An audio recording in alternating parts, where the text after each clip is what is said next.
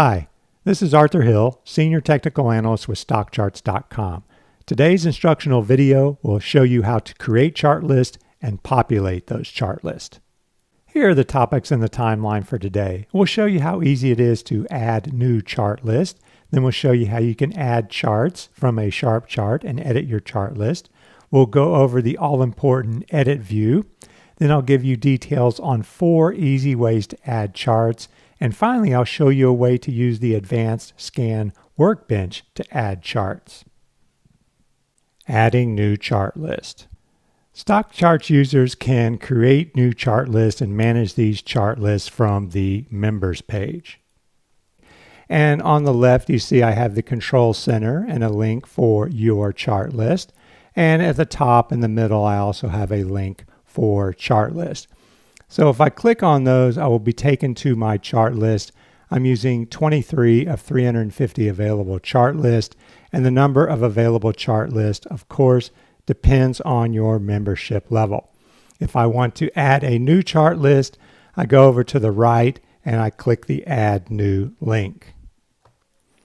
I will then be asked for a name, and I'll enter 4,000 stocks S&P 100, and there's a separate video telling you how to organize or giving you ideas on how to organize your chart list. Click Create New List, and you will be taken to your new chart list, and you will be on the Edit view for that chart list. Add and edit from a SharpChart. There are 2 things I would like to show you from the SharpCharts workbench. First, how we can add a chart to a chart list. So here I've got the Vanguard financials, and if I want to add that to a chart list, I'm going to click the Save As link.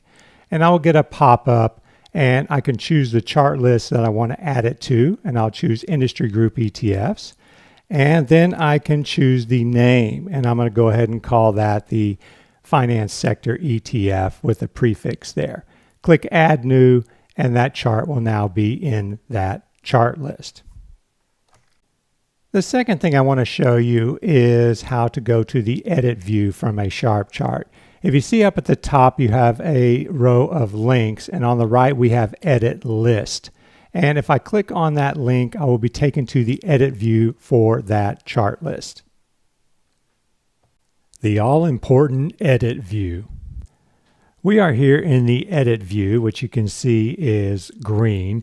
And this is a very important view as far as working with chart lists, because there are a number of options that you can do. You can move around between your list. You can change the viewing options.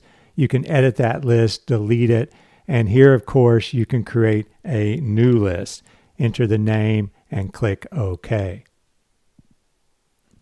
4 ways to add charts to your chart list. The edit view is also where you can add charts to a list. So if you scroll down your chart list there to the bottom, you'll see Add Charts to Chart List. So first I can add one at a time, and you do that by entering a symbol. I'll add GDX, and that is the gold miners. And I can also put in a comment below and then click Add Chart to add that to my list. If I want to add a group of symbols and use the generic name for each symbol, I can use the mini link. So here we have Add Charts to List. Click Mini, and then you will enter a list of symbols separated by a comma. So here I've entered a number of indexes, and click Add Charts, and all of those will be added to your chart list. Chartists can also upload from a predefined group. Here I've created a chart list, 4,000 stocks, S&P 100. And if I scroll down to where I can add charts to the list, you'll see a link for From Group. So if I click on that link, I will get a drop down of predefined groups. You can choose between the US and Canada. So I can choose the S&P 100 here. You can also select from all of these different industry groups. So if I choose S&P 100, click Add Charts, and I will get all stocks in the S&P 100 in that chart list. Members wishing to customize their list of charts can use a CSV file. And there are 3 parts to the CSV file. The first part or column would be the symbol here on the left, and then the second column would be the name. And the symbol is mandatory, but the name and the comments are not mandatory. You can see here for the name, I've got a prefix of 3900 here for international ETFs. And furthermore, I prefixed the Asian ones with Asia, the EM, emerging markets, the European ETFs with EU, and North America with NA. So this creates a sort, so I keep them grouped. And then finally, the third column, you can add a comment. We then need to save this as a CSV file. So I've clicked Save, and I will change that format to comma-separated values, and then click Save. I am here in the Edit view for the chart list 3900 International ETFs. And if I scroll to the bottom, I will see Add Charts to List. I will click on Upload CSV, and then I will click on Choose File. I will select the file that I created, click Upload, and the contents will be uploaded. You need to scroll down so you can check the contents that have been uploaded. Here we have symbol, name, and comment. And if I like that, I click OK, and those will be added to my chart list. Adding charts from scans. Now, if you wish to create a chart list and you want to have a minimum close requirement, say greater than 10, or a minimum volume requirement, say average volume is above 500,000, you can use the Advanced Scan Workbench to populate a chart list. So I will go over to the Members page, and there's a link for scans. And under the Scan Workbenches, click on Advanced Scan Workbench.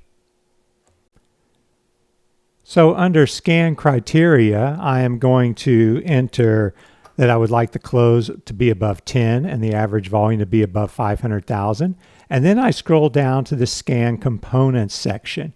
And here I can add the components of an index, or I can add the components of a sector or an industry group. So I will add the financial sector, and I will click Run Scan to get those results. From the results page, I will choose from the available actions, and I will go ahead and store these results in a new chart list, and I will name that 4100 Stocks Finance. Click OK, and you will be taken to your new chart list. And that concludes this instructional video for creating chart lists. Be sure to check out our other instructional videos, and thanks for watching.